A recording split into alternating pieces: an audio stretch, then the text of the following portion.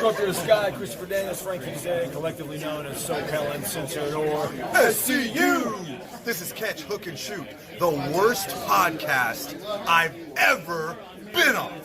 Word.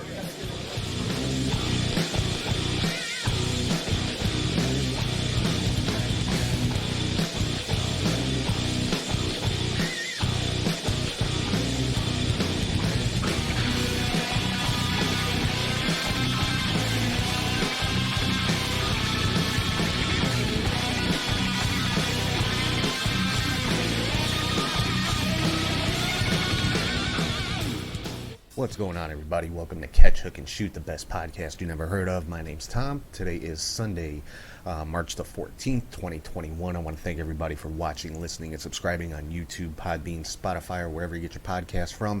Make sure to head to catchhookshoot.com for all things related to the show. You'll find all the podcasts, all the YouTube videos, all the interviews, photo gallery, and the of course the shop with all the merchandise, t-shirts, hats, anything you could possibly want related to Catch, Hook, and Shoot. That's catchhookshoot.com. Head over there and check it out. Make sure you're following on social media on all platforms. You can find the show at Catch, Hook, Shoot. Head to patreon.com/catchhookshoot for bonus content, as well as a chance to win a free Catch, Hook, and Shoot t-shirt selected at random from the CHS website. Check out our Twitch channel. It's Twitch TV/CatchHookShoot. I've been doing a weekly watch party of like wrestling documentaries, movies, stuff like that. Actually started it last week just to test it out, and I think I'm gonna keep doing it as a regular thing. I've been doing it Saturdays at 7 p.m.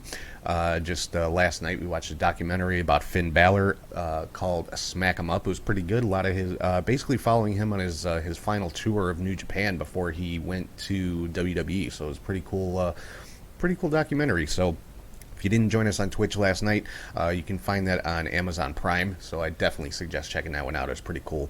Also, check out our Pro Wrestling Tees store, prowrestlingtees.com/catchhookshoot, and you find links to all that and more on our Linktree, which is linktree/catchhookshoot. And if you ever want to shoot me an email, it's catchhookshoot@gmail.com.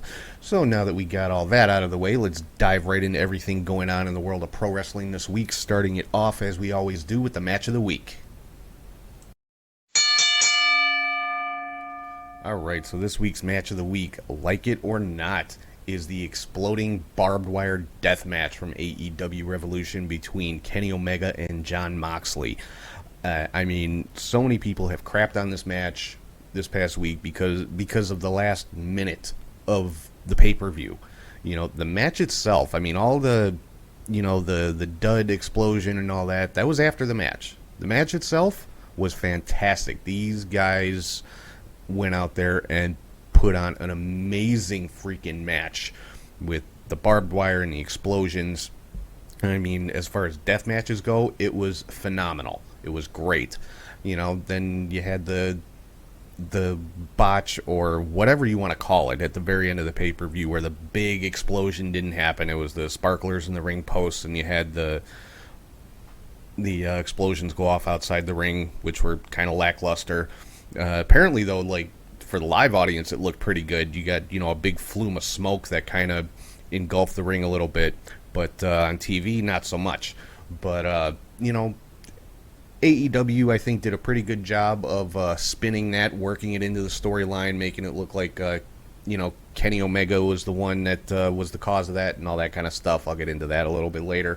But, yeah, the match itself, bell to bell, was great. Omega and Moxley, like I said, I think did a fantastic job in this match. So if you haven't seen it yet, don't pay attention to all the crap online. Check it out for yourself. Kenny Omega versus Jon Moxley for the AEW World Championship. Exploding barbed wire death match. That is the match of the week. I thought it was great. I enjoyed the hell out of it. The pay-per-view overall I thought was great, but yeah, this match in particular I thought was awesome. So yeah, Kenny Omega, Jon Moxley, exploding barbed wire death match from AEW Revolution is your match of the week. So let's get into my top 3 highlights of the week, and that is called the 3 count. Number 1 on the 3 count this week, 2 what I would call big debuts at AEW Revolution. First of which was during the Face of the Revolution ladder match, the mystery sixth entrant in that match was Ethan Page, making his AEW debut. And as usual, you had the idiots online, oh, who is he, and this and that, whatever. So you're not a wrestling fan. You know, there's no shame in admitting that. If you are a wrestling fan, like myself and like a lot of other people, and you actually follow wrestling, not just WWE or just AEW or whatever, you know, but actually keep up with wrestling as a whole, you know who Ethan Page is. But yeah, so that's definitely a big signing for AEW. And then the Hall of Fame worthy talent that Paul White spoke about the prior week on Dynamite ended up being Christian Cage, which was somebody who was speculated on a lot. I personally said it was either going to be Christian or possibly Kurt Angle, because Kurt Angle was putting a lot of stuff out there to make you think it was him. But yeah, Christian Cage is the Hall of Fame worthy signing for AEW, which I think is a great signing for them. I mean, obviously he's been cleared to return to the ring, participated in the Royal Rumble back in January, and again, you know, so many idiots online talking crap, oh, that's such a disappointment. Well, yeah, when it's been built up by the fans, not by AEW, by the fans, for the prior 4 days, speculating the most ridiculous names that they can think of. Oh, it's going to be CM Punk. It's going to be Brock Lesnar. Are you stupid? Why would you even think it would be somebody like that, or Batista, or any of the other ridiculous names that were thrown out there? You know, if any of these people were in any way being realistic with their speculation, this is a good signing. This is a good pickup for AEW, and you know, it looks like he's being thrown right into a program, possibly with Kenny Omega, which, hell, that's going to be an awesome match if and when it happens. But yeah, so Christian Cage and Ethan Page both debuting for AEW at Revolution. I thought they were both great, so yeah, I'm definitely down with that one. Number 2 on the 3 count, we had a major announcement made on Impact Wrestling that there is going to be a title for title match coming up at Impact Rebellion on April the 24th. It is going to be the Impact World Champion taking on Kenny Omega, the AEW World Champion, in a title versus title match. So, yeah, that excuse me, that forbidden door that we've heard so much about has been ripped off its hinges, I would say, and I'll get more into that a little bit later on when I'm talking about Impact and the Sacrifice event that took place last night. And number 3 on 3 count, we've got a brand new faction in AEW, and that faction consists of MJF, FTR, Wardlow, Shawn Spears, and Tully Blanchard. This came out of left field on Dynamite this past Wednesday. We had the Inner Circle War Council, as it was called, and Chris Jericho started talking about adding a new member to the Inner Circle. MJF interrupted him, saying he thought they needed to get rid of a member, and Sammy Guevara came out, interrupted the whole thing, played a video showing MJF talking to Santana and Ortiz and Jake Hager, basically about kicking Jericho out, and that kind of thing. It cuts back to the ring, and then Santana and Ortiz and Hager start to, you know, move in on Jericho and Guevara, as it were, and you know, Jericho basically gave him a nod. They all turned back around on MJF and looked like he was about to finally get the beatdown he deserved, when he said, you know, basically started apologizing, saying, no, I don't want to take over your group because I've been building my own. And the lights went down, and when they came back up, FTR, Wardlow, Shawn Spears, and Tully Blanchard were in the ring, and the Inner Circle just got decimated. And it was awesome. Like I said, it was actually a surprise. Like, I didn't, you know, MJF was one name that I excuse me, was one name that had crossed my mind about you know, this possible new faction with FTR and Shawn Spears, but you know, I didn't give it too much thought, really. And yeah, AEW, pulls the trigger on it. So, yeah, MJF, FTR, Wardlow, Shawn Spears, and Tully Blanchard, brand new heel faction in AEW, and I'm loving it. So, I've got so much fantasy booking type stuff running through my head about this one that it's insane, but I'm going to keep it to myself for right now. I don't want to get too far ahead of the story, but I think it's awesome. So I can't wait to see how this is going to play out. I'm hoping this will finally lead to that blood and guts match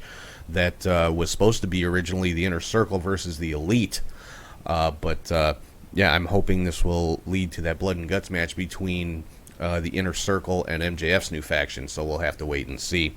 So let's get into the news and rumors and results from this past week. Starting off with AEW Revolution, we had another surprise debut on Revolution. Maki Ito from Japan made her debut on the Revolution, the buy-in, their kickoff show, replacing Rebel as Britt Baker's partner against Thunder Rosa and Riho, and Britt Baker and Maki Ito actually picked up the victory in that match. Maki Ito is entertaining as hell. I posted on Twitter, Maki Ito is now my favorite AEW wrestler. I don't care if she's contracted there or not. She instantly became my favorite. And it was really cool. The fans went nuts for it, so it was great. The Young Bucks retained the AEW World Tag Team titles against Chris Jericho and MJF. And then we had the Casino Tag Team Royale, which was pretty damn good, actually. I thought it was as far as Battle Royals, Royal Rumbles go, a lot of them are really kind of monotonous, kind of the same. I think AEW has a good thing going with these casino, as they call them, Battle Royales, or now with this, the Tag Team Royale. We saw the beginning of a heel turn there with QT Marshall kind of turning on the Nightmare Family. He eliminated the Gun Club, then kind of got into a bit of a shouting match with Dustin, his tag team partner, and then eliminated himself from the Battle Royal and walked out. So it was like I said, the beginning of a heel turn there, and then we saw quite a bit of interference for a Battle Royal. Jack Evans, who was not in the match, actually eliminated 10 from the Dark Order, again per the orders of Matt Hardy. The Bunny from the Butcher and the Blade eliminated Dustin from the match, but the match was eventually won by Phoenix and Pac. So that basically made them number one contenders for the tag team championships. Hikaru Shida retained the AEW World Women's Championship against Ryo Mizunami in a great match between these two. That's another one I think I would recommend anybody go back and check out. But after that match, we saw an attack from Nyla Rose, Britt Baker, and Maki Ito at the conclusion of that match, and then Thunder Rosa came out and made the save. So continuing, the story with Thunder Rosa and Britt Baker, and getting some other people involved in that. This actually led to a 6-person tag match on Dynamite. We saw Kip Sabian and Miro attack Chuck Taylor and Orange Cassidy backstage prior to their tag team match. Orange Cassidy basically was taken out, and and Chuck Taylor more or less had to fight a handicap match against both Miro and Kip Sabian, which Miro and Kip did win. Then we had Hangman Page defeating Matt Hardy, and Private Party got involved in the match. The Dark Order came out for the save for Hangman Page, so Hangman Page now gets Matt Hardy's first quarter earnings for 2021 in the big money match. I talked about Ethan Page already as the 6th entrant in the ladder match, which was won by Scorpio Sky, which he was my pick for that one. I was really glad to see him pick up that win. Sting and Darby Allin picked up the victory over Brian Cage and Ricky Starks in cinematic street fight, I guess is the best thing to call it, which as far as cinematic matches go, this was awesome. I don't know if I'd say it was better than the Boneyard match from last year's WrestleMania, but to me it was right up there. It was a great match. It was in like an abandoned warehouse looking type place. The the intro video for the match was great, with Sting like driving to the location in an old beat up pickup truck, and Darby Allin on his skateboard, hanging onto the back of the truck. So that was cool. And then the match itself was great. It was all over the warehouse or whatever it was. We saw Brian Cage holding Darby Allin in a suplex position and walking up a flight of stairs before dropping him, and then Darby Allin doing a coffin drop out of like a second-story window on top of Brian Cage, and Sting actually getting the pinfall in the match over Ricky Starks. So that was awesome. I love that match. And then the main event, Kenny Omega did retain the AEW World Championship against Jon Moxley, with some help from the Good Brothers, of course. And at the end of the match, Good Brothers and Omega handcuffed Moxley and just beat the hell out of him. And when the 1 minute timer started counting down to the final, what was supposed to be the big explosion, they left the match, left Moxley laying in the middle of the ring. We saw Eddie Kingston come out and try to make the save, going up to Kenny and the Good Brothers saying, "What the hell are you doing?" and getting in the ring trying to get Mox out. And when he realized he wasn't going to be able to get him out before the timer hit 0, just threw his body on top of him. So the story being told was really good. And then you had that kind of dud explosion at the end, little bit anticlimactic, but I think AEW, like I said, I think they played it the best that they could as far as the follow-up to this, which I'll get into in a little bit here. So moving on to Impact Sacrifice that just happened yesterday. Decay got the win over Reno Scum. Tennille and Caleb with a K defeated Havoc and Nevaeh. Violent by Design defeated Chris Sabin and James Storm. And Rhino is now a member of Violent by Design with Eric Young and Diener and Joe Doring. So that they're just adding to their numbers and their destructive force. So Impact coming up this Tuesday is going to be interesting. Eddie Edwards got the win over Brian Myers in what was being called a hold harmless match. Basically, it was a no holds barred match. Fire and Flava retained the Knockouts tag team titles over Jordan and Jazz. Ace Austin is your new X Division champion. He got the win over TJP. Deonna Purrazzo retained the Knockouts championship over ODB. And Finjuice are the new Impact World Tag Team Champions. They got the win over the Good Brothers. Little bit of a surprise there. Didn't really expect that, but Finjuice are the new Impact World Tag Team Champions, and Rich Swann is now the Unified Impact and TNA World Champion. So he will face Kenny Omega at Rebellion in a title for title match. I'm going to go out on a limb and say Kenny Omega is going to walk away with both belts, most likely. But, hey, you never know. I didn't expect Swann to win this match. I really did expect Moose to end up being the Unified Impact Champion. So I have to wait and see. But that's my initial guess, is that Kenny Omega is going to be the Impact and AEW Champion at Rebellion. So moving on to WWE news for this week. I found out WrestleMania tickets are going on sale this coming Tuesday, March 16th, 3/16. And apparently, based on the rumors that are floating around out there, WWE wants to put 45,000 people in Raymond James Stadium for each night of WrestleMania. So that would put it at 75% capacity. I'm sure they will have no problem selling that many tickets if that's true, because people are clamoring to get out to live wrestling again, especially a big show like WrestleMania. So, if they want 45,000 people there, I am pretty sure they're going to get 45,000 people there. We also found out the Hall of Fame ceremony is going to take place on Tuesday, April the 6th. That is going to be a long week of WWE events. Tuesday, April the 6th, and it is going to be for the 2020 and 2021 Hall of Fame. And the first 2021 inductee was announced this week on the bump, and it is Molly Holly, which is freaking awesome. That is way overdue. If you haven't seen that video yet, the Hurricane Shane Helms was the one that told Molly that she was going to be the first inductee for 2021. It's a really cool moment. Definitely go check it out. It's on all WWE social media. But yeah, Molly Holly is your first 2021 Hall of Fame inductee. I also found out this week, apparently John Laurinaitis is back in charge of WWE Talent Relations. I don't know if this is good or bad. Honestly, I really don't know. A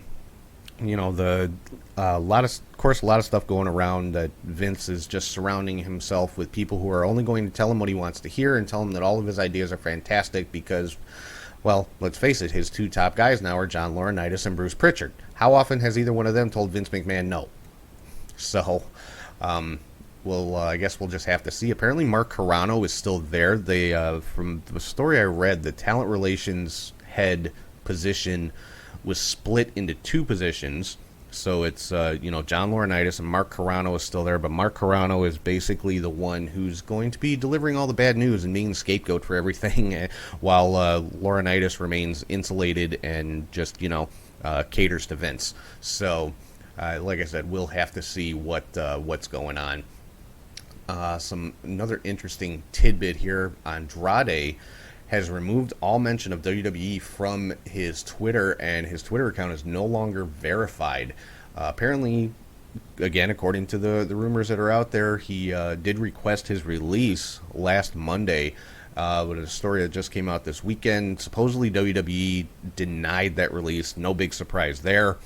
They haven't been granting release requests for some time, but, if you want out, you want out.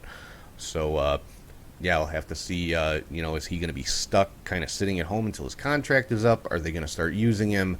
But, by all accounts, Andrade not happy currently in WWE. Who can blame him? He hasn't been on TV in like 4 or 5 months. So, we'll have to see what's going on with that one.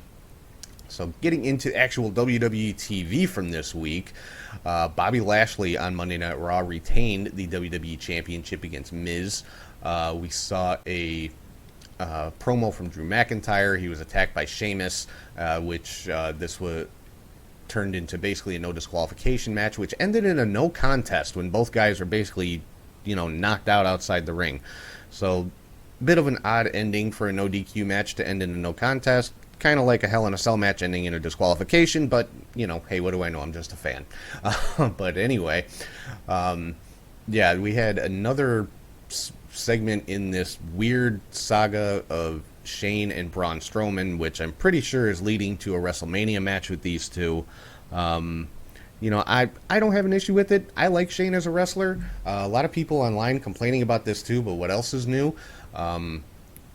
Basically the gist of the story is, Shane just trying to make Braun look stupid and Braun continuing to fall for Shane's tricks. So it's kind of like a Roadrunner Wile E. Coyote thing.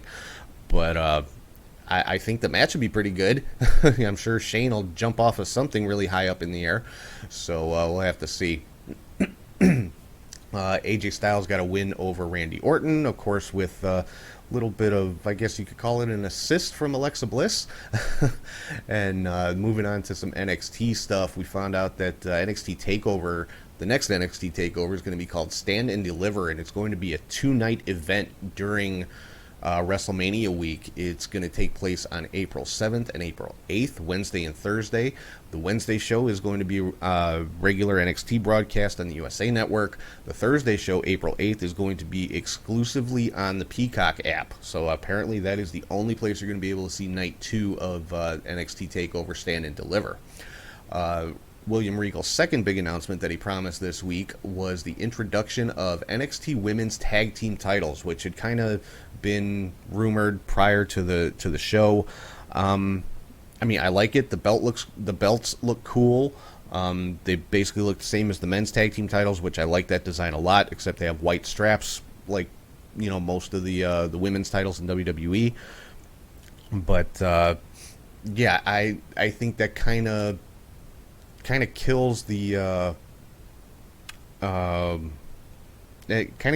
WWE women's tag team titles a little bit, because the whole big thing with those titles is they were supposed to be defended across all brands.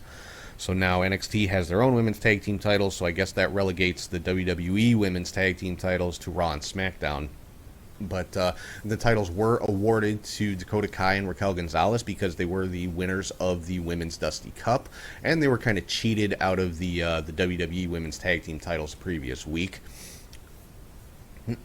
Io Shirai retained the NXT Women's title against Toni Storm in another good match. I mean, there was a lot of good wrestling going on this week. I don't care which show you're a fan of. You know, if you say there was no good wrestling on this week, you just need to stop watching wrestling altogether. We found out LA Knight, formerly known as Eli Drake, is going to be making his in-ring debut next week, finally, and it looks like it's going to be against Bronson Reed, so that should be an interesting match.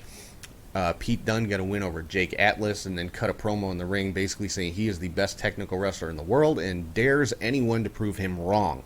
So I'm very curious to see who's going to come and accept this challenge from Pete Dunne. That could make for some very good matches depending on who it is, because Pete Dunne, one of my favorites in WWE, and I think he's one that kind of flies under the radar as far as how good he really is in the ring. So I'm very interested to see who's going to take him up on this challenge.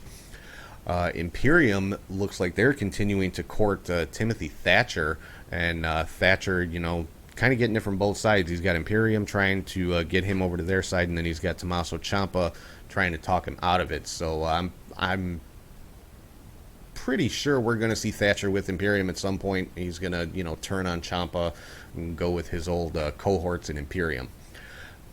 Then we actually had a NXT Women's Tag Team title match on NXT. Shotzi Blackheart and Ember Moon defeated Dakota Kai and Raquel Gonzalez to become the new NXT Women's Tag Team Champions. So, you know, I don't have an issue with it. A lot of people were complaining, oh, they introduced them and then they had a title change the first night. Who cares? Honestly, it was a good match. Shotzi and Ember are a damn good tag team. They're probably my favorite women's tag team in all of WWE right now. So, yeah, new NXT Tag Team Champions, Shotzi and Ember. Xia Li defeated Caden Carter by DQ because of interference from Kacy Catanzaro. Came back, jumped in the ring with a crutch because she's, you know, got the knee injury going on right now, and just wore out Xia Li with a crutch.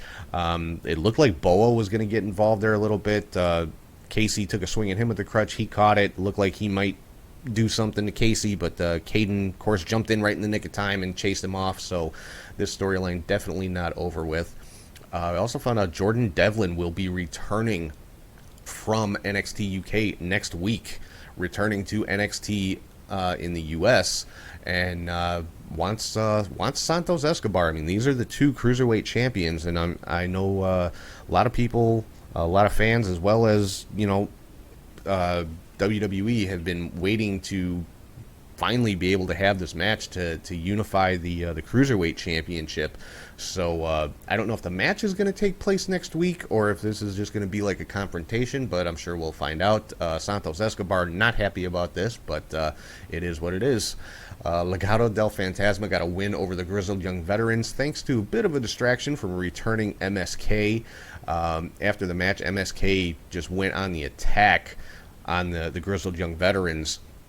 And while that was going on, we saw Breezango make their return and went after Legado del Fantasma, who were the ones that kind of put Breezango out for a little while. So, yeah, a lot of good tag team stuff going on in NXT.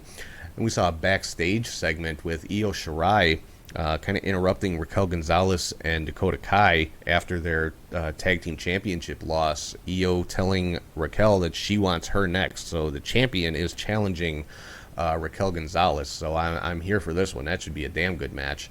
And in another just amazing match from this week, Finn Balor retains the NXT Championship against Adam Cole.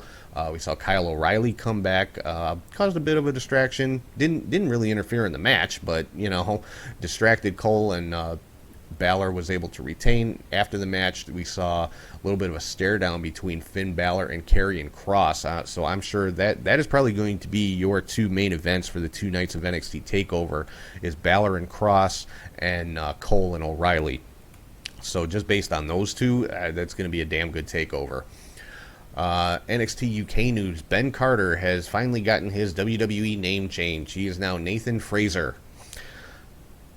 I think everybody knows I'm not fond of these WWE name changes, but it doesn't change who the wrestler is, doesn't change what they can do, doesn't change their skill level, doesn't change how talented they are. Ben Carter is freaking amazing. So call him Ben Carter, call him Nathan Fraser, call him Skippy the Wonder Boy. I don't care. Just, keep him on my TV. Tyler Bate got a win over Dave Mastiff in a Heritage Rules match. Big size mismatch in this one, but it was a damn good match between Bate and Mastiff. We saw the debut of Tailman, and he picked up a win in his debut. Trent Seven is going to have his weigh-in next week to see if he's made weight to go after Jordan Devlin for the Cruiserweight Championship.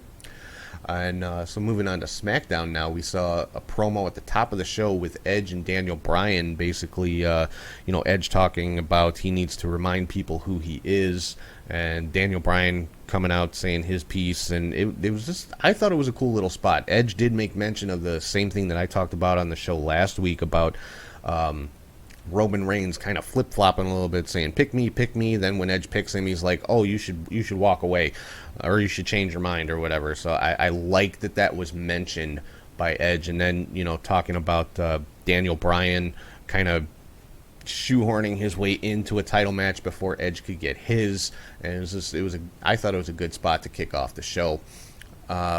We saw Seth Rollins attack Cesaro, after or during a match Cesaro was having with Buddy Murphy. Buddy Murphy apparently now going to be Rollins' minion again. I don't know. I don't know what they're doing with Buddy Murphy. I kind of feel bad for the guy. But, Rollins went on the attack, and then afterwards, as Rollins was leaving the arena, confronted by Shinsuke Nakamura backstage as soon as he walked through the curtain. Neither one of them said a word to each other, but it was an interesting little stare down. So whether it's Rollins or Cesaro or Rollins versus Nakamura, either way, do one match at Fastlane coming up and do one at WrestleMania, because those are both going to be great freaking matches. Next week on SmackDown, we found out we're going to have Edge versus Jey Uso, and basically the winner of this match is going to be the referee for the title match between Roman Reigns and Daniel Bryan at Fastlane. So that should be interesting. Sasha Banks and Bianca Belair were on the Kevin Owens show. They were interrupted by Nia Jax and Shayna Baszler, accompanied by Reginald. I still am kind of scratching my head on the whole Reginald thing. I mean, if he's a manager, fine, but they call him a sommelier. I don't know why you need a sommelier with you at ringside, but I digress. This was leading to a tag team match between Sasha and Bianca taking on Natty and Tamina, which Natalya and Tamina are quickly becoming a very good, cohesive tag team. I'm glad to see Tamina back on a more regular basis, because I think I mentioned it before. Her career as a whole had been very sporadic. It's like she didn't, she wasn't. She's been with WWE for a long time, but it seemed like she was always getting injured or something, or just wasn't on TV on a regular basis, and she was just kind of making sporadic appearances. But now it looks like now she has been, making regular appearances on TV, and she's teaming with Natalya, and so I'm liking this tag team, and they did get the victory over Sasha and Bianca thanks to a distraction by Reginald. As a result of this, and Reginald running his mouth and everything, Sasha is going to be defending the SmackDown Women's title against Nia Jax next week. Big E made his return this week and said in a promo he's going to maim Apollo Crews. Maim is not a word that you hear a whole lot, but it's WWE. You can't say he's going to kill him. He can't say he's going to cripple him. So maim is probably the safest, most PC word he can use. But, very good promo by Big E, after which he picked up a win over Sami Zayn and was immediately attacked by Apollo Crews yet again, Crews beating him down. We found out that this is going to lead to a title match coming up at the Fastlane pay-per-view next Sunday. We had the contract signing between Roman Reigns and Daniel Bryan. This is where we found out about the Edge and Jey Uso match next week to find out who's going to be the ref. And, of course, like every good contract signing, it broke down into a four-way brawl with everybody. And surprisingly enough, the one left standing at the end of it was Daniel Bryan. Uso was kind of thrown out of the ring early on by Daniel Bryan while Edge was fighting with Roman. Bryan tried to jump in on the beatdown of Roman, trying to help Edge out, and Edge just kind of threw him to the side, got Roman out of the ring, and then Edge ate a running knee from Daniel Bryan. So, like I said, kind of a surprise. Daniel Bryan standing tall at the end of Smackdown. So, moving on to some AEW news. On AEW Dark, SCU and the Dark Order continue their just dominance in the tag team division in AEW. Now, of course, with SCU, Frankie Kazarian has said the next time they lose a match, they are disbanding as a team. They will never team together again. And I have a feeling, I mean, obviously they're going to lose at some point. I have a feeling this may be leading to Christopher Daniels taking on him. He already has a backstage role with AEW. He's the head of talent relations. But I think this may kind of be his transition out of the ring into, a permanent full-time backstage position and not so much an in-ring performer anymore, which is kind of sad. Christopher Daniels has always been one of my favorite indie guys.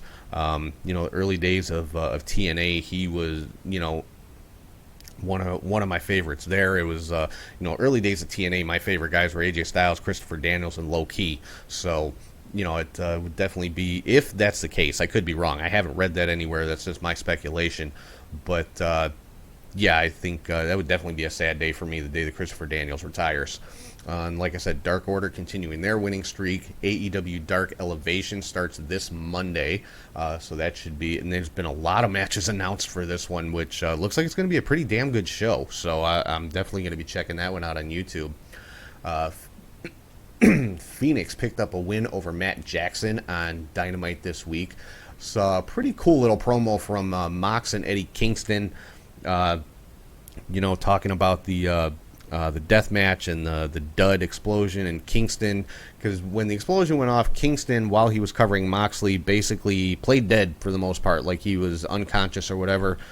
Explained it as he basically saying he had a panic attack and passed out. He was having flashbacks of when he was in jail and that kind of fear and things like that. And hey, it works. They explained it. It's not like if this had happened in WWE, it would have just been ignored. It would have been glossed over.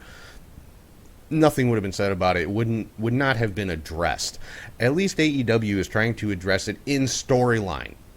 Saying that, Kenny Omega played everybody for a fool and, that kind of thing. And, Kingston passed out from anxiety, basically. So at least they're trying to make it work, so I got to give them credit for that. We were seeing a promo from Cody Rhodes, and he was interrupted by Pentagon, of all people, and who cut his own promo on Cody Rhodes and just broke down into a brawl. So that match is going to take place next week. We saw Chuck Taylor and Orange Cassidy challenge Miro and Kip Sabian to what I'm calling an arcade match. Basically, they want to surround the ring with video game cabinets, the big stand-up arcade-style video games, and to be used as weapons to just slam people into. So I'm curious. It's never been done before, to my knowledge. So I got no problem seeing somebody get slammed through a pinball machine if they have one there. So I think that'd be pretty cool. We saw another promo from Sting where he really didn't get to say too much because he was interrupted by Lance Archer and Jake the Snake Roberts. So I think Archer is looking to go after Darby Allin for that TNT title. So we'll have to see how this one plays out. And then Ethan Page got a win over Lee Johnson and proceeded to beat Lee Johnson down after the match. Now, Lee Johnson, of course, part of the Nightmare family. Dustin came out to make the save, and QT Marshall just walked out. QT was at ringside during the match with Lee Johnson, and but did nothing, during the after-match activities. We saw a promo from Kenny Omega and the Good Brothers, and of course, Eddie Kingston had to come out because they were basically making fun of him, talking crap, whatever. So, Kingston came out. They started beating on him. Moxley came out. Then at the very end, we saw Christian come out and kind of get in Kenny Omega's face, and Saw Christian, standing there holding the AEW championship after it was all said and done. So that's why I said earlier, it looks like they're building to a match between Christian Cage.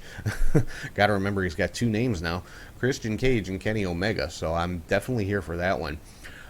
Maki Ito made another appearance on AEW Dynamite, and so many people gave this so much crap online. I thought it was awesome. It was entertaining as hell just because it was ridiculous. Maki Ito, if you've not seen her, she sings her own song on the way to the ring. And this was a 6-woman tag team match with Thunder Rosa, Ryo Mizunami, and Hikaru Shida taking on Britt Baker, Nyla Rose, and Maki Ito.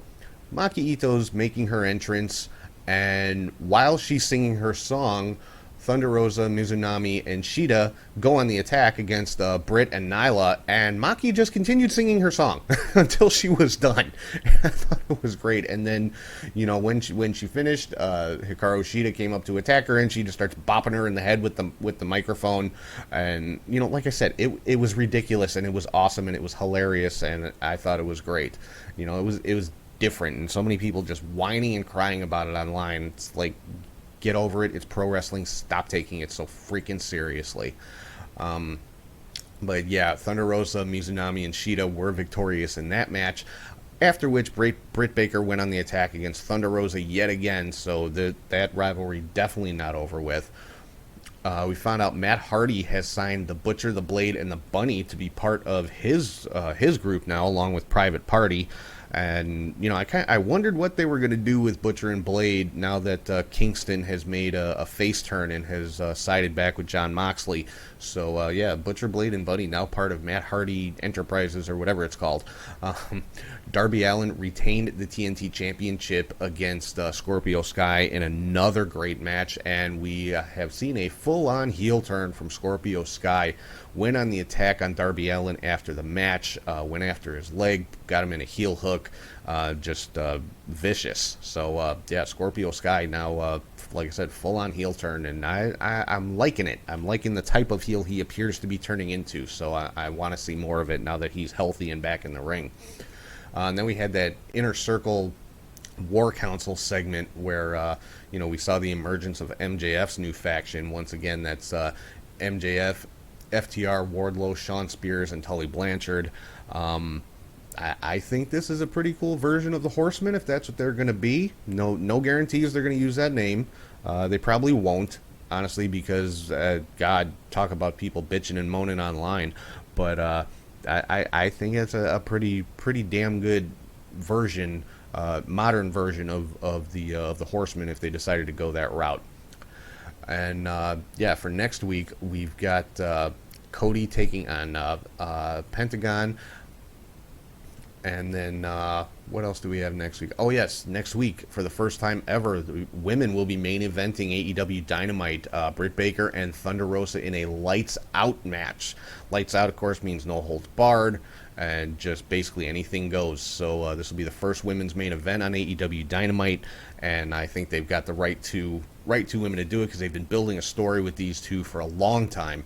So to put them in the first women's main event at Dynamite, I think is a great move. And then moving on to Impact, basically everything on Impact was this kind of leading up to Sacrifice, which I already went over. Jazz got a win over Tasha Steelz.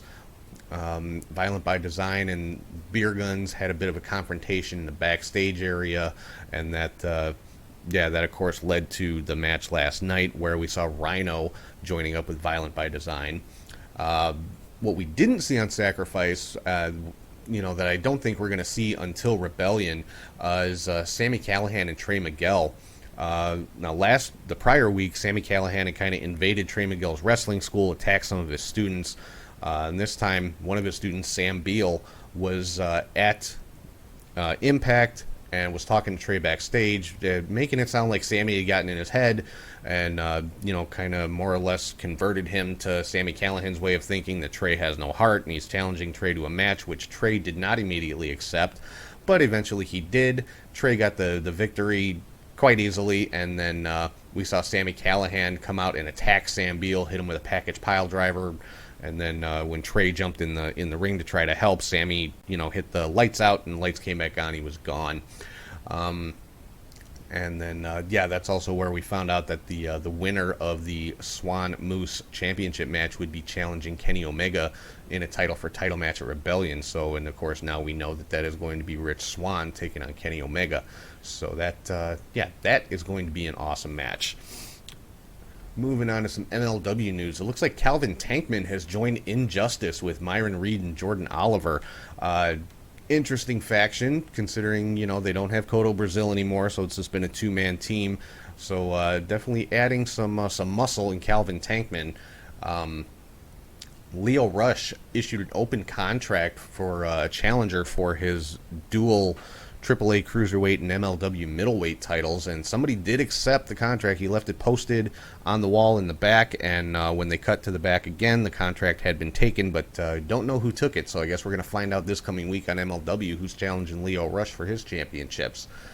ACH got a win over Kevin Kuhn. Of course, we saw Team Filthy come in and attack.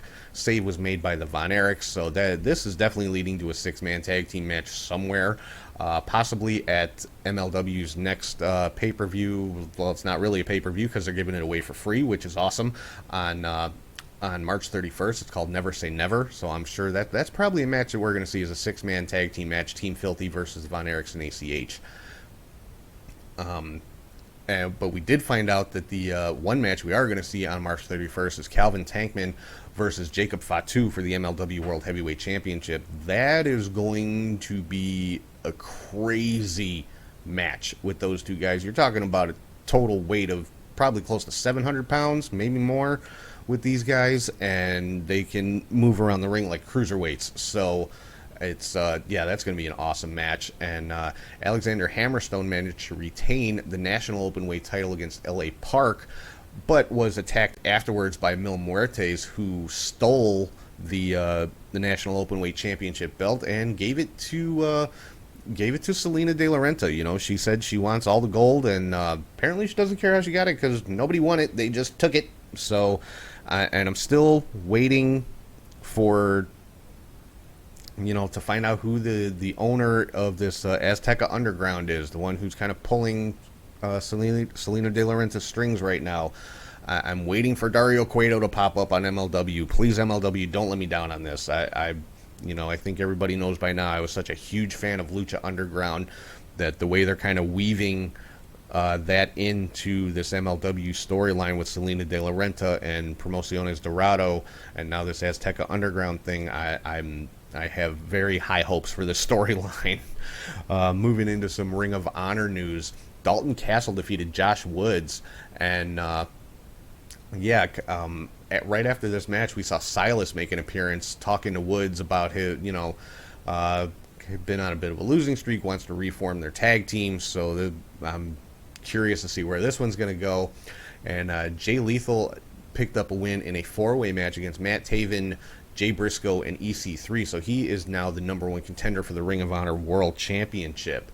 Don't really have anything for New Japan this week, so let's move into the NWA. They've been promoting their pay-per-view coming up, announcing talents. They've announced Crimson, who I've always been a fan of since he was in TNA. Never understood why he wasn't picked up by WWE at some point. Maybe he turned them down. I don't know. But that was one talent that they announced, and they've also announced Tyrus. A little bit of a surprise there. Tyrus, formerly known as Brodus Clay in the WWE, as well as Chris Adonis, formerly known as Chris Masters. So they'll both be making their NWA debut at the pay-per-view Back for the Attack. So let's move into some couple of miscellaneous things coming up here. The XFL made the announcement this week that they are talking to the CFL about collaborating. It wasn't real specific. I'm sure it's in the early stages of these talks, but the XFL and the Canadian Football League are in discussions. So kind of interesting there to see what'll come out of that. So it's something to keep your eye on. But it was announced that the 2022 season for the XFL that was originally planned right now is on hold until these talks are concluded. And some Warrior Wrestling news. Haven't talked about these guys for a while since they had their Stadium Series last summer. Obviously, they haven't run any events since then until now. It was announced Warrior Wrestling will be holding another Stadium Series this summer, June 5th, July 17th, and August to be determined.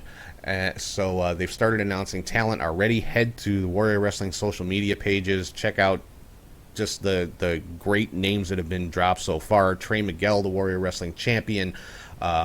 Brian Cage, Aramis, Thunder Rosa, Beastman, Congo Kong was announced, and I have not seen Congo Kong since the last Warrior show that he was at. There's a picture out there of Congo Kong with his hands around my throat. So, I posted on the announcement. I'm not sure how I feel about this, but I'll make sure to be very kind to him on commentary. I can tell you that much. So, head to, like I said, check out the Warrior Wrestling social media pages. Head to warriorwrestling.net. Get your tickets. They've got, you can also get pre-order merchandise there. They've got brand new foam championship belts that they're selling. I actually ordered one for myself because I want it up on my shelf back here. And head there. And also, if you are in Chicago and you are attending the Warrior Wrestling Stadium Series, we will be selling there an exclusive brand new t-shirt designed by myself with in collaboration with Warrior and Catch, Hook, and Shoot. I put up a video announcing it on social media this weekend, so head to any of the CHS social media pages, check that out. Cool looking t-shirt, and it's only going to be available at the Warrior Wrestling Stadium Series. So if you want one, you got to get to the Stadium Series. You can pick one up. So with that is going to wrap things up for news and rumors for the week. So I'm going to throw it over to Charlie G, and he is here with your Indie Cut.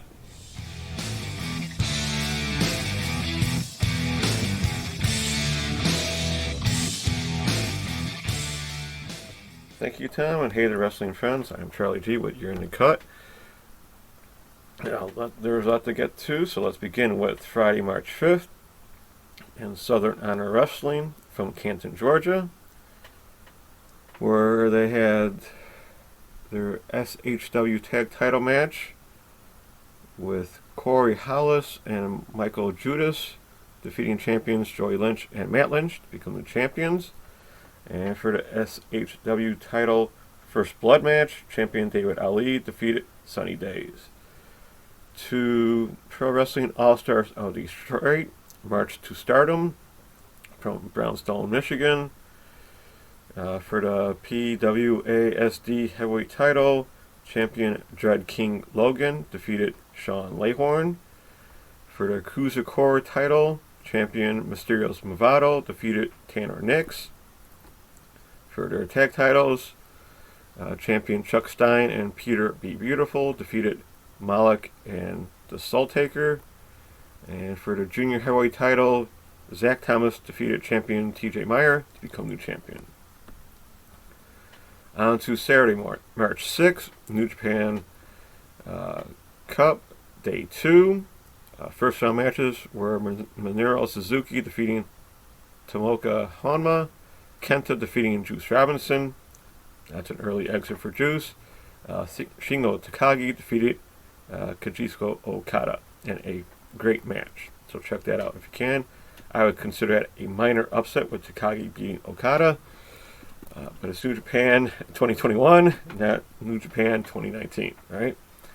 To Noah Engine Full Throttle, Yokohama Full Throttle show, where Go Shiozaki, Kaito Kiyomiya, and Yoshiki Inomura defeated Akatashi Saito, Masao Inoue, and Shiro Koshinaka.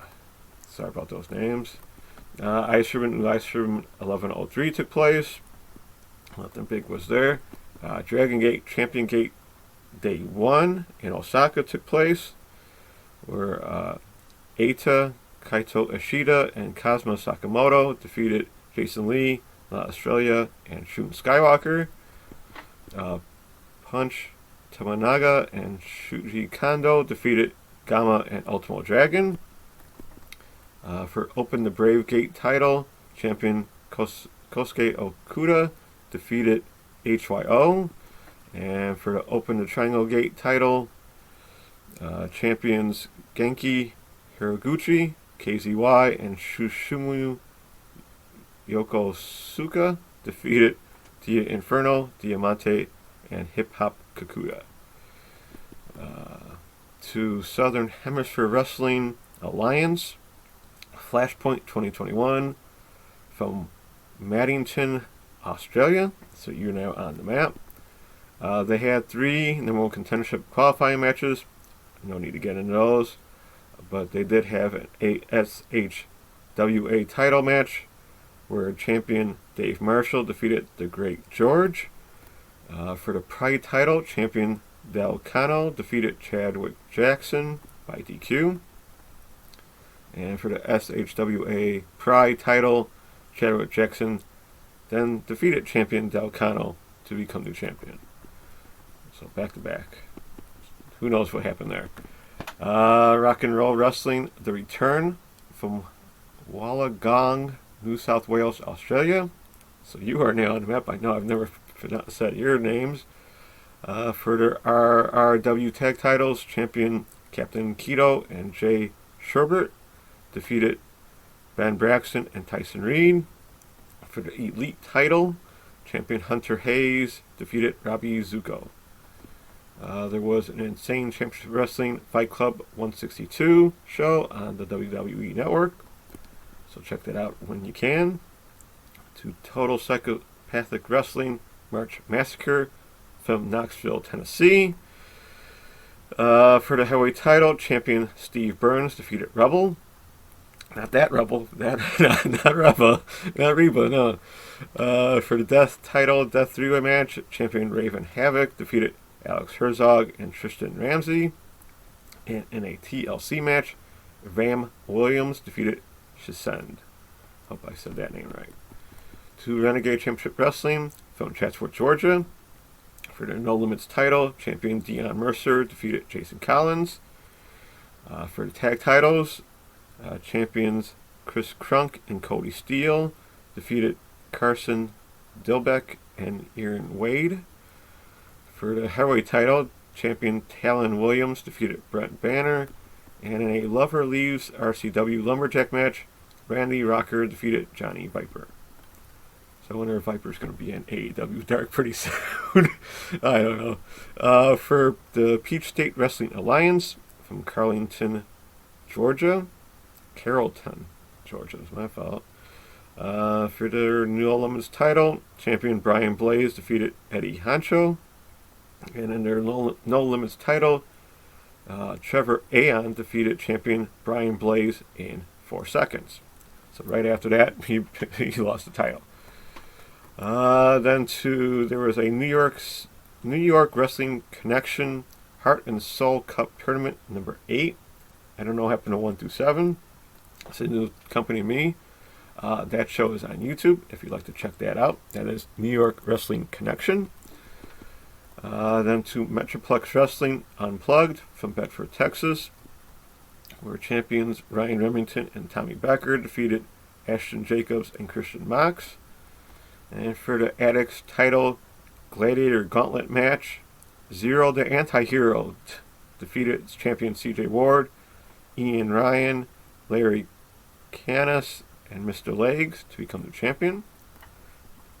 For the Livewire Wrestling, it's Livewire, you know what that means, from Augusta, Georgia. Nice title.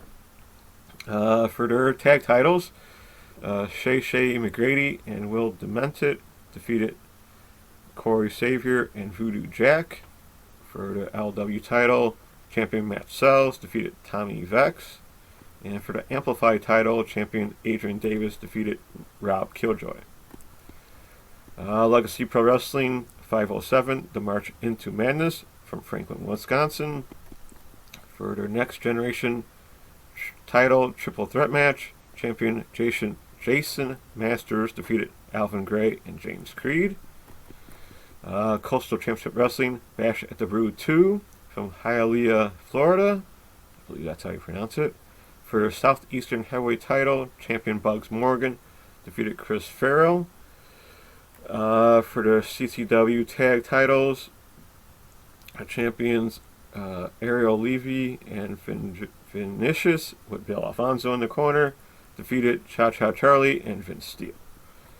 For the POWW Entertainment Slamfest 2021, they're from Twin Lakes, Wisconsin. For the Midwest title, champion Max Halliday defeated B-O-W. Take it as you want. Finally, New South Pro Wrestling Hoss Tournament 2021, Day 2. I saw most of this on Independent Wrestling TV. So it was Donnie Janela and Shug D defeated Dylan McQueen and Kenzie Page. The Hoss Tournament semifinal match winners were Adam Priest over Logan Easton LaRue. Colin Delaney defeated Max Impaler. O'Shea Edwards defeated Logan Creed. And Sean Christopher defeated Kevin Ryan. In a Tornado Tag Team Royal match, the winners were Hunter Drake and Tyler Franks. For the New South title, champion Derek Neal defeated Matthew Justice. For the IWTV Independent Wrestling title match, it was the masked wrestler who was Genki. Turned out to be Lee Moriarty. There was no surprise there when he came out in his baseball jersey and mask. And he defeated champion Warhorse. Yep, Warhorse finally lost after 532 days in his 44th defense. So Lee Moriarty is your IWTV Independent Champion. Congrats to him. Sorry for Warhorse, but I'm sure he is on to other titles elsewhere, maybe. We shall see. And in the Hoss Tournament final match, Adam Priest defeated Colin Delaney, O'Shea Edwards, and Shane Christopher. Really cool show for these guys. The Lee Moriarty Warhorse match was great. Check that out if you can. And the final match was pretty good itself. To IWA Mid-South Wrestling, the 1000th show. Blake Steele defeated AC Perry. For the Mid-South Junior Heavyweight title, Aaron Williams defeated champion Kevin Giza to become new champion. And for the Mid-South Heavyweight title, champion Jay Chris defeated John Wayne Murdoch. Jay Chris has to lose that title eventually, people. I don't know what's going on there. On to Hybrid Wrestling, which I talked about last week briefly. Let It Ride. It is on YouTube, so check that out. JJ Garrett defeated Yoya. Willow Nightingale defeated Faye Jackson. Matt Mikowski defeated Wheeler Yuta. Cole Radrick defeated Charles Mason.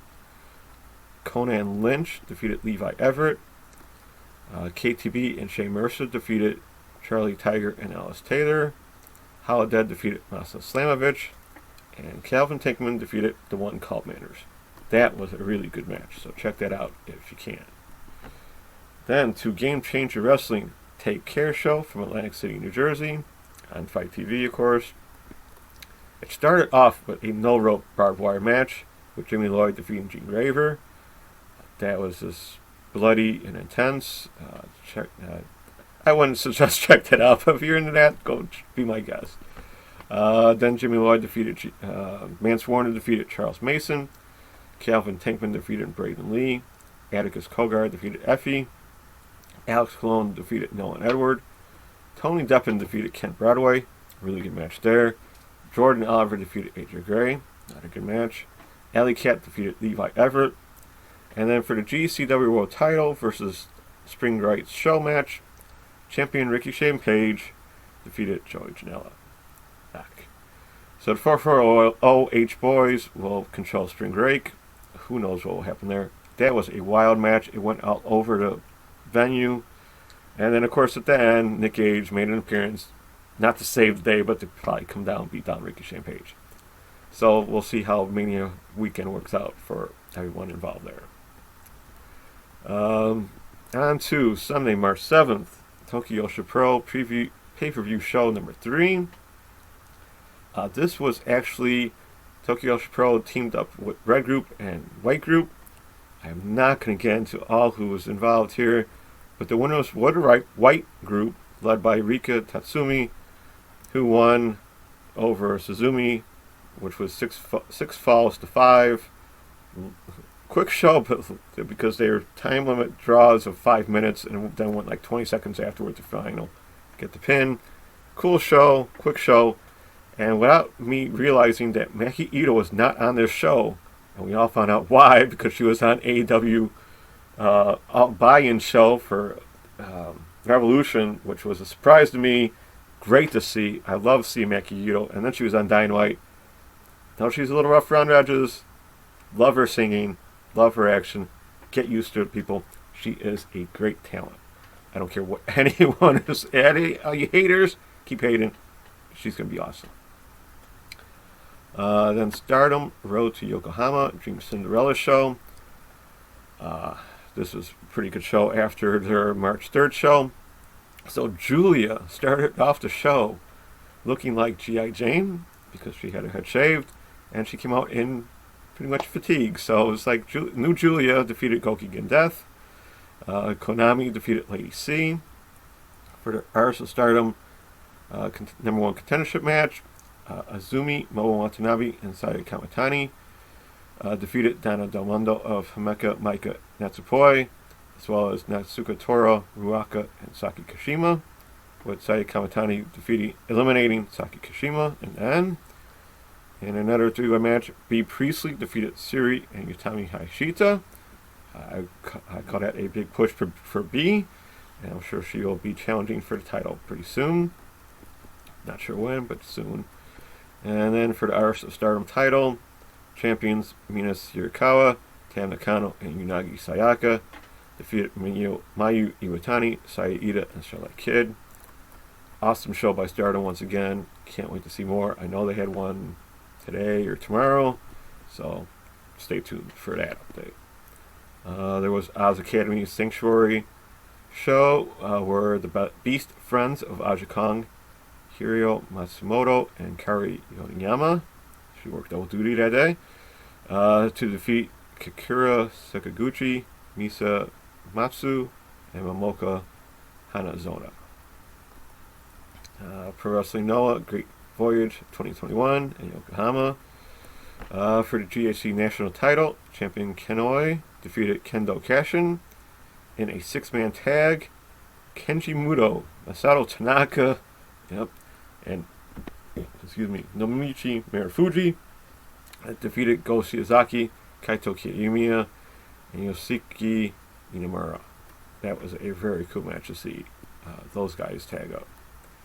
And then for the GHC tag titles, which I actually missed because I thought Muto was the main event, Kazuhiko Nakajima and Masa Kitamiya defeated champions Kazushi Sakuraba and Takeshi Segura to become new champions. Dragon Gate, Champion Gate 2021, Day 2. I'll just go to this. Masaki, for to open the Twin Gate titles, Masaki Michizuki and Takashi Yoshida defeated champions BB Hulk and Kai to become the champions there. They also had opened the Dream Gate title where champion Shun Skywalker defeated Kaito Yoshida. There was a Gotta Move Chakra Pro 93 show on YouTube that took place. I'm not getting into those. After watching more of those, I'm not going to get into those a lot. New Japan Cup Day 3. First round matches of Zack Sabre Jr. defeating Gabriel Kidd and Will Ospreay defeating Hiroyoshi Tenzan. There was a Michinoku Pro 10 years after the Great East Japan Earthquake. We will never forget that day show, where it featured the Great Sasuke in a 6-man tag match. Then there was Kushu Pro Wrestling, where the original champion Genki defeated Quiet Storm, holding on to his pro title. Back here in the States for Pro Wrestling Vision, where they had SCW Florida Cruiserweight title vacant. So Chase and Rance defeated Brian Atomic to become new champion there. Epic Wrestling Entertainment Garage Wars #1 took place somewhere in Indiana. For their EWE tag titles, DC and Kimba defeated champions Matt Calhoun and Rich Dalmage to become new champions. On to Monday, March 8th, All Japan Pro Wrestling. 6-man tag, Kudo Omura, Jake Lee, and Tajiri defeated Hikaru Saito, Koji Iwamoto, and Satoru Oshino. The Asian tag belts were retained by Izanagi and Zeus. Okay, and then Dragon Gate Glorious Gate Day 3 took place. You get that. Then the start of Coleco Pro Wrestling for the week on YouTube, so check those out if you wish. Then there was a Wrestling in Tijuana freelance show with one match with a crowd of 5,000. Now I'm sure there's more taped or something happened when they had to get shut down. So a 6-man tag cage match. Negro Casas, Rey Mysterio, I guess the original Rey Mysterio, and Super Parka defeated El Cicero, LA Park, and Mosco de la Merced by DQ. I don't know how you get DQ'd in a cage match, but it happened. I hope I find this somewhere. I hope DJ Ansi finds it somewhere. This match has to be kind of wild to see, especially with 5,000 people in Mexico watching these greats of Mexico wrestle. So hopefully I get to see this soon. If you find it, let me know. Let us know at Catch Hook and Shoot or Indie Cut. I like to see this match. So to Tuesday, March 9th, New Japan Cup Day 4.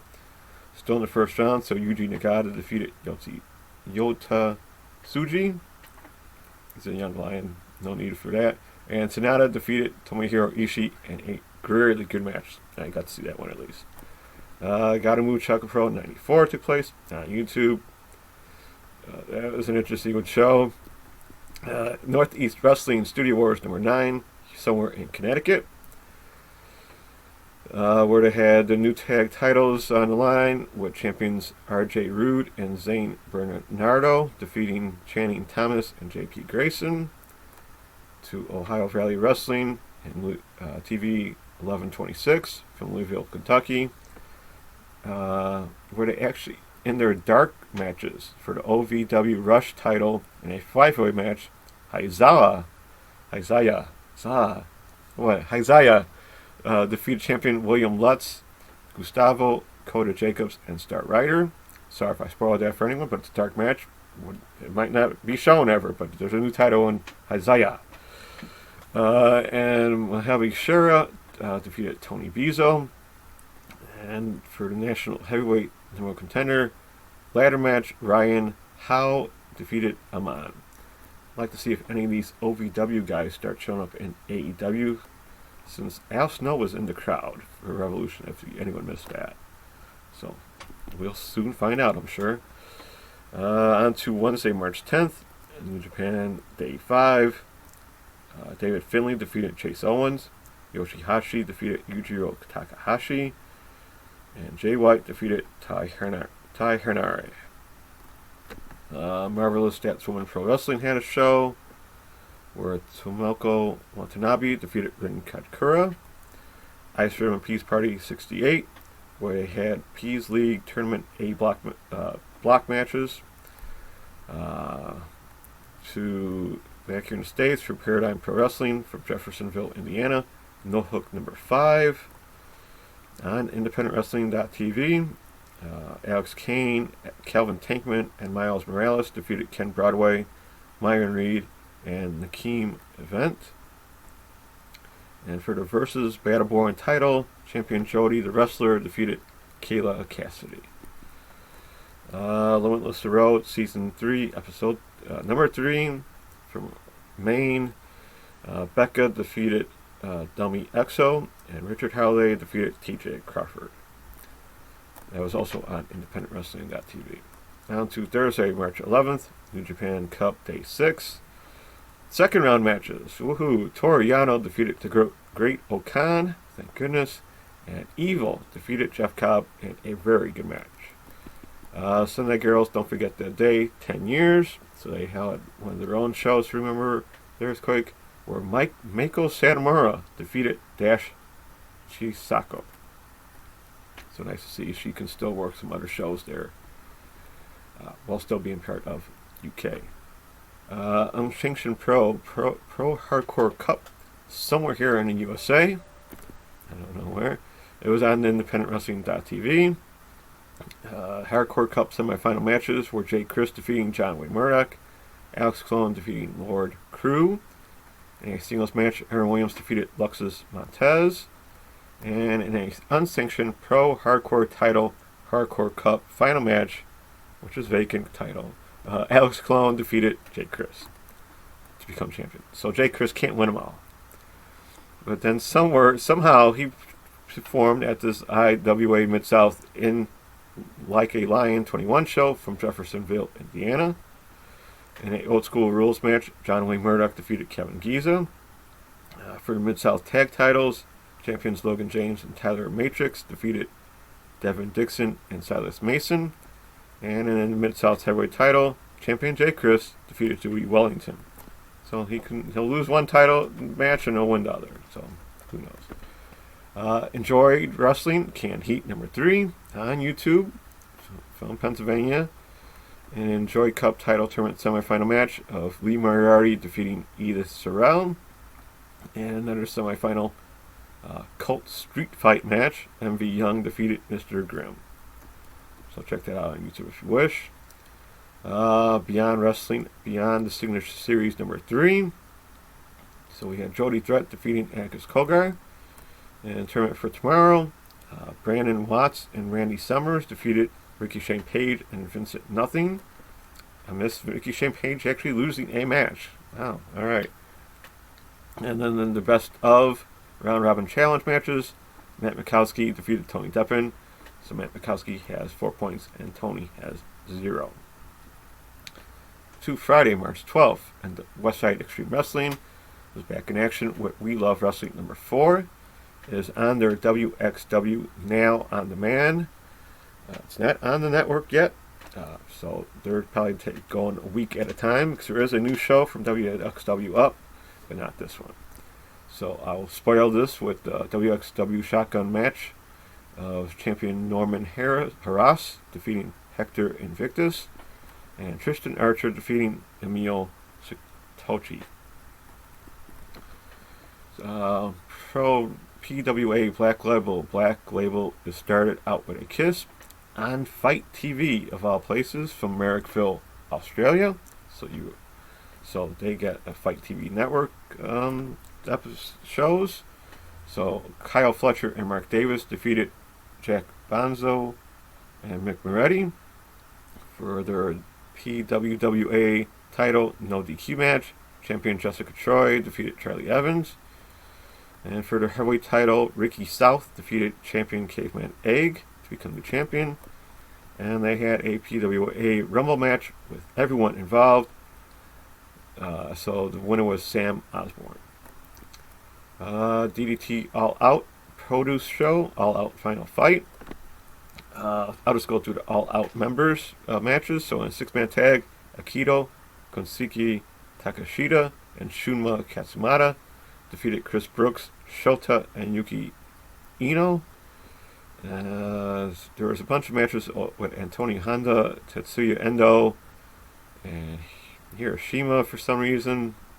There's like 3 of them. I'm not going to get into all those because I'm sure it was crying wild. And then in the final tag match of All Out, Shunma Katsumata and Yuki Ino defeating All Out of Akito and Kensuke Takashita.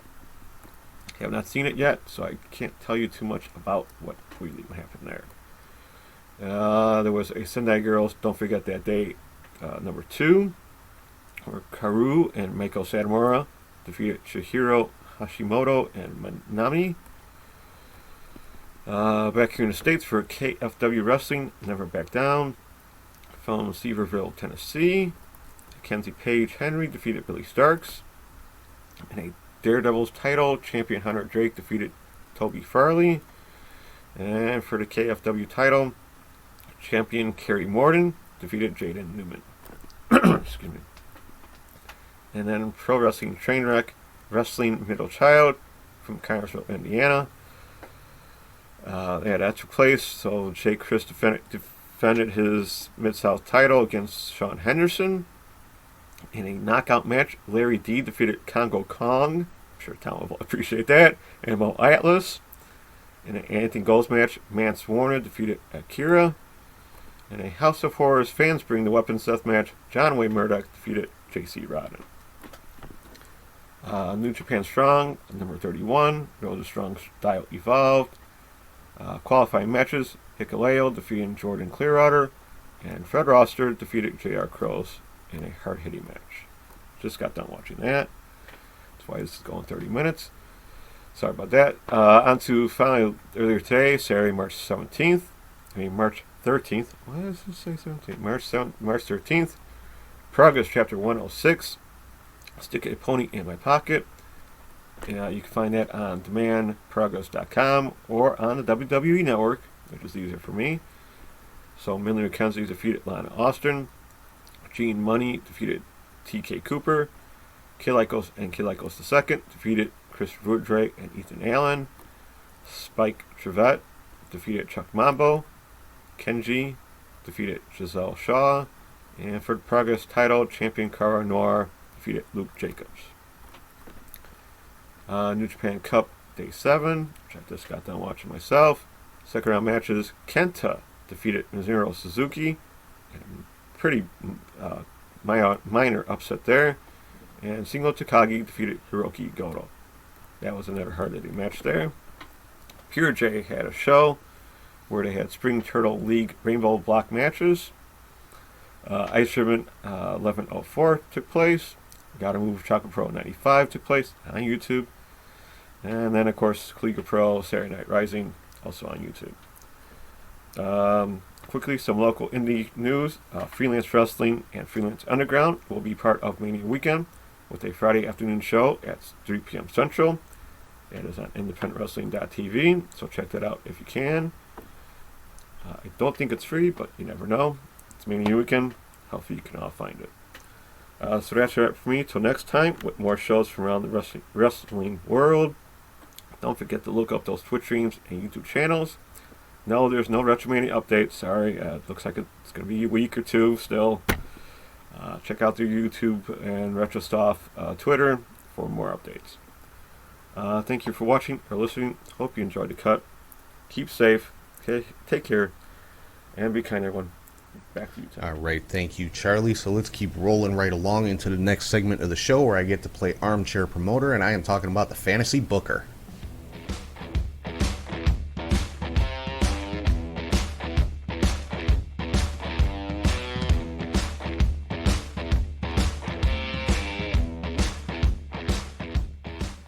We are continuing with the CHS Wrestling crowning of the initial champions for my little fantasy league here, and just to kind of recap a little bit, the championship we are doing this week is the tag team titles, which I am calling the CHS Wrestling No Limit World Tag Team Championship. Why is it called No Limit? Because there are no restrictions on it. It doesn't have to be just a two-man team. It can be a two-woman team. It can be a man and a woman, whatever. You know, anybody can go for the tag team titles in CHS Wrestling. So that's why it's called the No Limit World Tag Team Championship. And the way that we are crowning the first tag team champions is with a 10-team elimination tornado gauntlet match. I know I explained this before. The name is much more complicated than the actual match is. It's basically a gauntlet match. Falls have to occur inside the ring. 2 teams start. When one member is pinned or submits, that team is eliminated, and the next team comes in. Last team standing are the champions. And like I said, it's a tornado match, so there's no tagging in or out. It's just, you go until somebody gets pinned. So I've just kind of got the order of entry and stuff like that here, so I'm going to run through that really quick. First 2 teams in are Havoc and Nevaeh taking on Fire and Flava. Fire and Flava, of course, is Kiera Hogan and Tasha Steelz. got Fire and Flavor winning the first fall. The next team out is Private Party. So I think Fire and Flavor and Private Party could actually put on a pretty damn good match. All honesty. I mean, I get that intergender wrestling is not everybody's cup of tea. I respect that. I've seen some very good intergender matches in my time. So I don't have an issue with it, especially, if the people in the ring don't have an issue with it, why should I? So, but I do have Private Party taking that fall, and the next team out is the Usos. Again, Private Party versus the Usos, take my money. I want to see it. But I have the Usos taking that fall, and the next team out is Bray Wyatt and Alexa Bliss. And I do have Wyatt and Bliss taking this fall by some of their black magic shenanigans, whatever you want to call it. And the next team out is Elena Black and Priscilla Kelly. Again, take my money. I want to see this. I want to see these 4 people in the same ring. But this fall, I have ending in a double DQ just because of the things that I think would be going on. So, I have both teams getting eliminated in this fall. So the next 2 teams out are Top Flight and Ivelisse and Diamante. Again, think they could put on a pretty good match. So, in this particular fall, I've got Top Flight taking the victory, and the next team out is the North, Ethan Page and Josh Alexander. Another one that I would pay very good money to see. That's a match that could happen at Warrior Wrestling. Steve, if you're listening, that Top Flight, the North, please try. But I do have Top Flight pulling out the victory in that one as well. And the final team out is MSK and or the Rascals. Hell, I should just call them the Rascals for the purposes of this tournament. Dez and Wentz. MSK or the Rascals, Dez and Wentz versus Top Flight. Hell yes. Again, take my money. I want to see it. And with this one, I would have to give it to the Rascals. So that would be my initial tag team champions. Would be the Rascals, Dez and Wentz. So that is the 10-team elimination tornado gauntlet match to crown the first ever CHS Wrestling No Limit World Tag Team Champions. So let's keep moving into the last segment of the show here, where I have been counting down my top 10 WrestleMania matches of all time, and I'm doing that in the weekly hot take.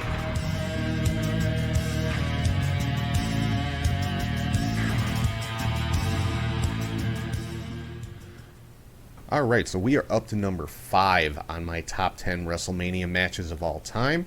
And number 5 on my list is from WrestleMania 26 in 2010, The Undertaker versus Shawn Michaels. Any match between these two guys has always been good, but this one in particular I thought was just fantastic, widely considered one of the greatest WrestleMania matches of all time. I have a hard time arguing that. Everybody knows The Undertaker is my all-time favorite guy. Shawn Michaels, definitely in my top 10 list, probably in my top 5 of all-time greatest. So, how can you go wrong with these two guys? But this match between them just kind of took it to a whole nother level. So if for some reason you have never seen this match, go watch it, please. You owe it to yourself as a wrestling fan to watch this match. Shawn Michaels versus The Undertaker, WrestleMania 26, 2010 is number 5 on my list of all-time top 10 WrestleMania matches. So that is going to wrap things up for this week. Coming up next week in the Fantasy Booker, I'll be crowning my first ever women's champion for CHS Wrestling. I also have preview and predictions for WWE Fastlane. Not a whole lot of matches announced for it yet. Hopefully the card will be a little more complete by next Sunday. And it's not just a bunch of surprises. So I'm sure there'll be more than just the 2 matches that are announced so far by then. But again, I want to thank everybody for watching, listening, and subscribing on YouTube, Podbean, Spotify, or wherever you get your podcasts from. Make sure to check out catchhookshoot.com for everything related to the show, podcasts, videos, interviews, photo gallery, merchandise, anything and everything, links to everything that you can think of. So yeah, catchhookshoot.com. Head over there and check it out. Make sure you're following on social media on all platforms. It's at Catch Hook Shoot. Head to patreon.com/CatchHookShoot for bonus content and your chance to win a free Catch Hook and Shoot t-shirt, randomly selected from the Catch Hook and Shoot shop on CatchHookandShoot.com, or CatchHookShoot.com, excuse me. Make sure to subscribe to the Twitch channel. Like I said, I'm doing a weekly watch party of some type of wrestling, something, movie, documentary, old wrestling matches. Basically, it's whatever's available on Amazon Prime. I've got a little watch list going that I'm just kind of randomly selecting from every week. Did find out this week you have to have Amazon Prime to watch a watch party, which kind of sucks. I think it kind of defeats the purpose, but it is what it is. So if you have Amazon Prime and you're on Twitch, head over there and check it out. I play a wrestling, some type of wrestling video every Saturday at 7 p.m. So it's 7 p.m. Central Time. So check it out. This week we watched a documentary called Smack 'em Up about Finn Balor. It was awesome. So check it out. Make sure you check out the Pro Wrestling Tees store, ProWrestlingTees.com/CatchHookShoot, and you can find links to all that and much more at Linktree/CatchHookShoot. And if you ever want to shoot me an email one more time, it is CatchHookShoot@gmail.com. So with that, I'm going to wrap things up. Thank you to everybody for tuning in. I appreciate every single one of you who supports the show.